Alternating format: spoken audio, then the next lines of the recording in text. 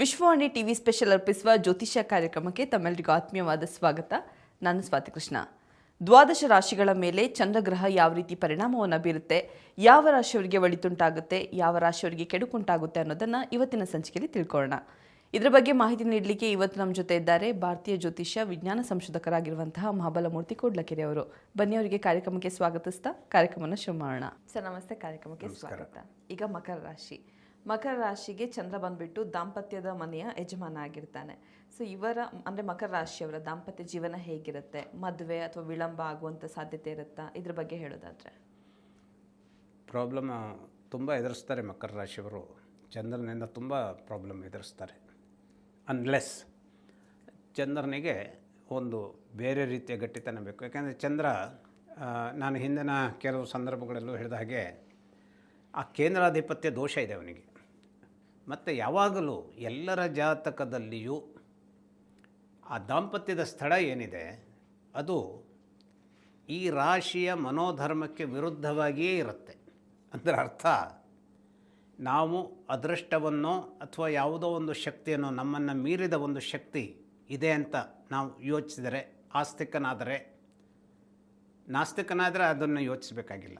ಆಸ್ತಿಕನಾದರೆ ನಮ್ಮನ್ನು ನಿಯಂತ್ರಿಸುವ ಯಾವುದೋ ಒಂದು ಅದು ಇದೆ ಅಂತಾದರೆ, ಅದು ಯಾಕೋ ಏನೋ ಗೊತ್ತಿಲ್ಲ, ಆ ದಾಂಪತ್ಯದ ಸ್ಥಳವನ್ನು ನಮ್ಮ ವಿಚಾರಕ್ಕೆ ವಿರುದ್ಧವಾಗಿಯೇ ಅದು ಇಡುತ್ತೆ ಯಾವಾಗಲೂ.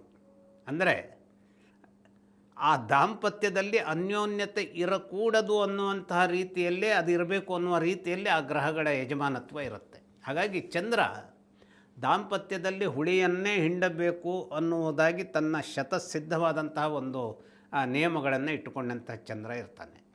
ಆದರೆ ಹಾಗಾದರೆ ಚಂದ್ರ ಹಾಗೆಯೇ ಸದಾ ಇರ್ತಾನ ಅಂತ ಕೇಳಿದರೆ, ಅನೇಕ ರೀತಿಯ ವಿಚಾರಗಳಿಂದ ದುಷ್ಟತನ ಅವನಲ್ಲಿದ್ದರೂ ಕೂಡ ಅವನನ್ನು ನಿಯಂತ್ರಿಸಬಹುದಾದಂತಹ ಅನೇಕ ವಿಚಾರಗಳು ಅಲ್ಲಿ ಆ ಜಾತಕದಲ್ಲಿ ಹರಡುಗಟ್ಟಿದ್ದರೆ ಅದರಿಂದ ಹೊರಗೆ ಬರುವಂಥದ್ದಕ್ಕೂ ಅವಕಾಶಗಳಿರುತ್ತೆ. ಆದರೆ ವಿಶೇಷವಾಗಿ ಇಲ್ಲಿ ಇರುವಂಥದ್ದು ತೊಂದರೆ ಏನು ಅಂತಂದರೆ, ಈಗ ನೋಡಿ, ಈಗ ಶನೈಶ್ಚರನ ಯಜಮಾನತ್ವದ ಈ ಮಕರ ರಾಶಿಯವರು, ಶನೈಶ್ಚರ ಹೇಗೆ ಅಂದರೆ ಹಿ ಈಸ್ ವೆರಿ ಸ್ಲೋ. ಈಗ ರಾಶಿ ಚಕ್ರ 12 ರಾಶಿಗಳನ್ನು ಸುತ್ತಾಕೋದಕ್ಕೆ ಇವನಿಗೆ 30 ವರ್ಷ ಬೇಕು. ಅದೇ ಈ ಮನೆಯಿಂದ ದಾಂಪತ್ಯದ ಇದನ್ನು ಕರೆಕ್ಟಾಗಿ 180 ಡಿಗ್ರಿಯಲ್ಲಿ ಮನೆ ಇದೆ, ಕರ್ಕಾಟಕ ರಾಶಿ. ಆ ಮನೆ ಯಜಮಾನಾದಂಥ ಚಂದ್ರನಿಗೆ ಕೇವಲ 30 ದಿನಗಳು ಸಾಕು.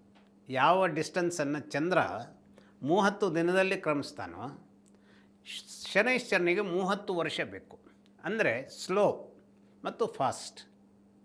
ದಾಂಪತ್ಯದಲ್ಲಿ ಆ ಸ್ಲೋ ಆ್ಯಂಡ್ ಫಾಸ್ಟ್ ಎಲಿಮೆಂಟ್ಸ್ಗಳು, ಒಬ್ಬ ಗಂಡ ಸ್ಲೋ ಇದ್ದಾನೆ ಅಂತಾದರೆ ಹೆಂಡತಿ ಫಾಸ್ಟ್ ಇರ್ತಾಳೆ, ಹೆಂಡತಿ ಸ್ಲೋ ಅಂತಾದರೆ ಗಂಡ ಫಾಸ್ಟ್ ಇರ್ತಾನೆ. ಹಾಗಾದರೆ ಇದು ಎಲ್ಲರ ಜೀವನದಲ್ಲೂ ಹೀಗೆ ಆಗಿಬಿಡುತ್ತಾ? ಹಾಗಾದರೆ ಇವರ ಇಡೀ ಜೀವನವೇ ಚಂದ್ರನಿಂದಾಗಿ ಅಯೋಮಯಮ ಆಗಿಬಿಡುತ್ತಾ ಅಂತ ಕೇಳಿದ್ರೆ ಹಾಗಲ್ಲ. ಬರೀ ಒಂದರ ಮೇಲೆ ಜಾತಕಶಾಸ್ತ್ರ ನಿಂತ್ಕೊಂಡಿರಲ್ಲ.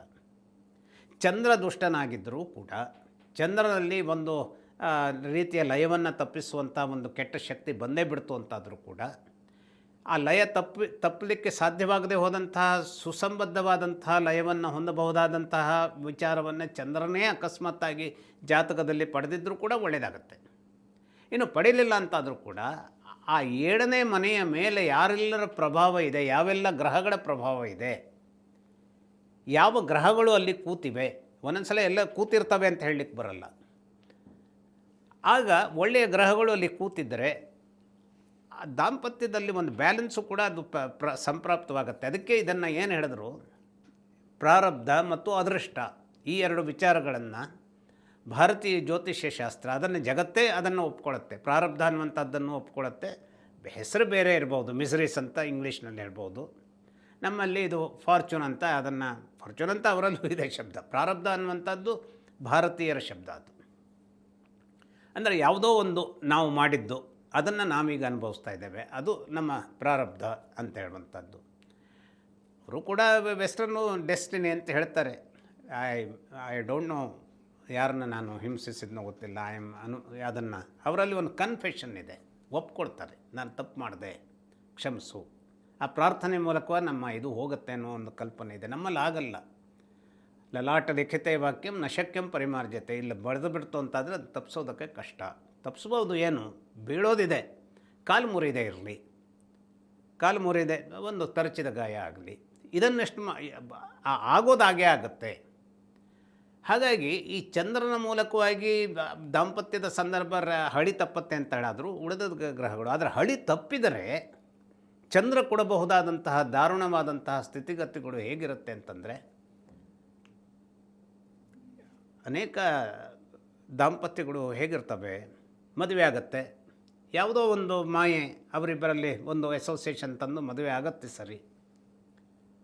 28ನೇ ವಯಸ್ಸಿನಲ್ಲಿ ಕ್ರಮೇಣವಾಗಿ ಏನೋ ಒಂದು ತೊಂದರೆ ಇದೆ ದಾಂಪತ್ಯದಲ್ಲಿ ಹೇಳುವಂಥದ್ದು ತಲೆದೂರಿದಾಗ ಡೈವರ್ಸಿಗಾಗಿ ಹೋದರೆ ಯಾರೋ ಒಬ್ಬರು ಹಠ ಹಿಡಿದು ಬಿಡ್ತಾರೆ, ನೋ ನಾವು ಕೊಡೋದಿಲ್ಲ. ತಳ್ಕೊತಾ ಹೋದರೆ 10 ವರ್ಷ ಹೋಗಿಬಿಟ್ರೆ, 8 ವರ್ಷ ಹೋಗಿಬಿಟ್ರೆ, 28 ವರ್ಷ ಇದ್ದ ಒಂದು ಇದು 36ನೇ ವರ್ಷಕ್ಕೆ ಹೋದಾಗ ಆ ಮುಂದೆ ಮದುವೆ ಆಗೋ ಹಾಗೂ ಇಲ್ಲ, ಇದು ಹಾಗೆ ಇರೋ ಹಾಗೂ ಇಲ್ಲ, ಆ ರೀತಿಯ ಒಂದು ವಿಚಿತ್ರಗಳು ಘಟಿಸಬಹುದಾದಂಥದ್ದು ಏನಾಗುತ್ತೆ ಜೀವನದಲ್ಲಿ ನೆರವೇರಬಹುದು. ಅದಕ್ಕೆ ಕಾರಣ ಈ ಚಂದ್ರ ಆಗಿರ್ತಾನೆ. ಅದೇ ಆ ಸಂದರ್ಭದಲ್ಲಿ ಶನಿ ಕಾಟವೂ ಇದ್ದು ಚಂದ್ರನ ದಶಾನೂ ನಡೀತಿದ್ರೆ, ಅಥವಾ ಸೂರ್ಯನ ಶನೈಶ್ಚರನ ದಶಾನೇ ನಡೀತಾ ಇದೆ ಅಂತಾದರೆ, ಸೂರ್ಯನದಲ್ಲ ಶನೈಶ್ಚರನ ದಶಾ ನಡೀತಾ ಇದೆ ಅಂತಾದರೆ,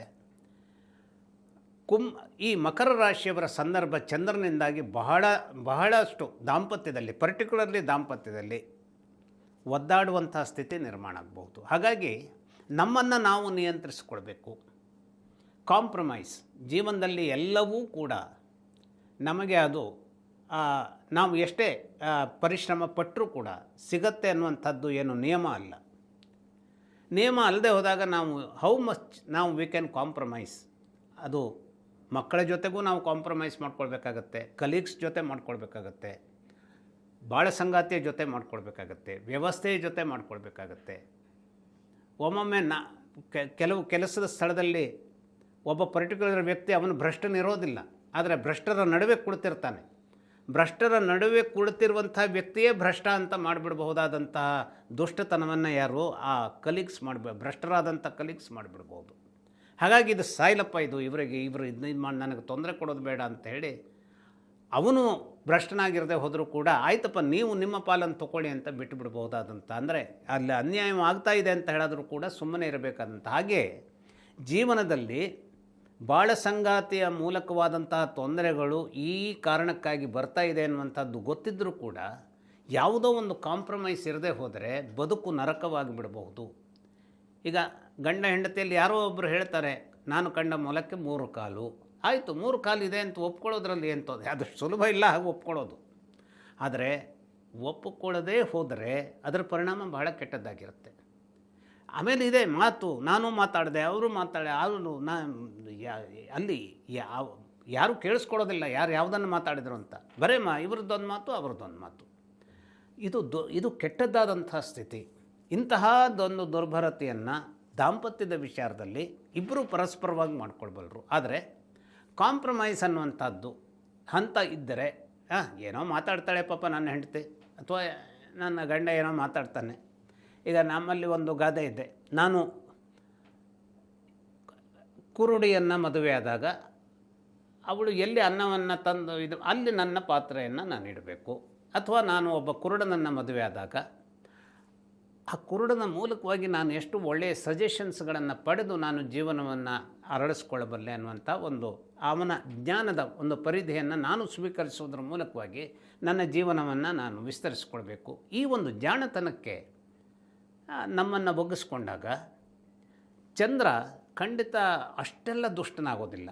ಆದರೆ ಅಹಂ, ನಾನು ಅಂತ ಈ ಅಹಂ ಬಂದಾಗ ಮಾತ್ರ ಚಂದ್ರ ಸಂಪೂರ್ಣವಾದಂತಹ ಒಂದು ಮಕರ ರಾಶಿಯವರ ಜೀವನವನ್ನು ಹಿಪ್ಪೆ ಮಾಡಿಬಿಡ್ಬಹುದಾದಂತಹ ದುರ್ಭರತೆಯನ್ನು ಮಾಡೋದಕ್ಕೆ ಸಾಕಷ್ಟು ಅವಕಾಶಗಳು ಜಾತಕದಲ್ಲಿರ್ತವೆ. ಆದರೆ ಹಾಗೆ ಇರ್ತವೆ ಅಂದ ತಕ್ಷಣ ಅದು ಇದ್ದೇ ಇರುತ್ತೆ ಅಂತಲ್ಲ. ಅದನ್ನು ನಿವಾರಿಸಿಕೊಳ್ಳುವಂತಹ ಬೌದ್ಧಿಕ ಶಕ್ತಿ ಅಥವಾ ಅದನ್ನು ನಿವಾರಿಸಬಹುದಾದಂಥ ಇತರ ಗ್ರಹಗಳ ಶಕ್ತಿ ಅವು ನಮ್ಮ ಅದೃಷ್ಟದಿಂದಾಗಿ ಅಲ್ಲಿದ್ದಾಗ ಚಂದ್ರ ಒಂದೊಮ್ಮೆ ತನ್ನ ಲಯವನ್ನು ತಪ್ಪಿಕೊಂಡಿದ್ದರೂ ಕೂಡ ಸುಹಾಸಕರತೆ ಅಲ್ಲಿ ಇದ್ದೇ ಇರುತ್ತೆ. ಅದು ನಮ್ಮ ಅದೃಷ್ಟದ ಫಲವಾಗಿರುತ್ತೆ. ದ್ವಾದಶ ರಾಶಿಗಳ ಮೇಲೆ ಚಂದ್ರ ಯಾವ ರೀತಿ ಪರಿಣಾಮ ಬೀರ್ತಾನೆ ಅಂತ ಹೇಳೋದನ್ನು ತಿಳ್ಕೊಂಡ್ವಿ.